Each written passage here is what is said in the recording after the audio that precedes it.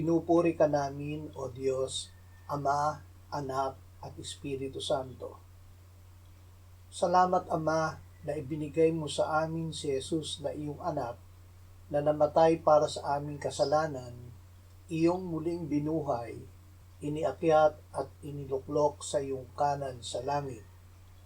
Salamat na ibinigay mo sa amin ang iyong banal na Espiritu, at sa pamamagitan niya ay ibinuhos mo ang iyong pag-ibig sa aming puso.